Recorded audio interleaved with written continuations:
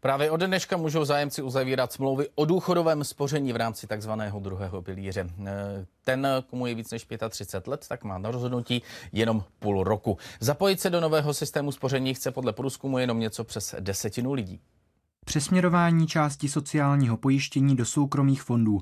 Podstata druhého penzijního pilíře. Ke 3% ze sociálních odvodů ale bude muset každý přidat ještě 2% ze svého. Od státu pak účastník reformy dostane nižší důchod, ale bude mít úspory. Důchodové spoření umožní nemalé části populace získat vyšší důchody v řádech až několika tisíc korun měsíčně, než pouze pokud se spolehnou na stávající průběžný státem organizovaný systém. Spoření ve druhém pilíři podle vlády vyhovuje hlavně lidem s vyššími platy.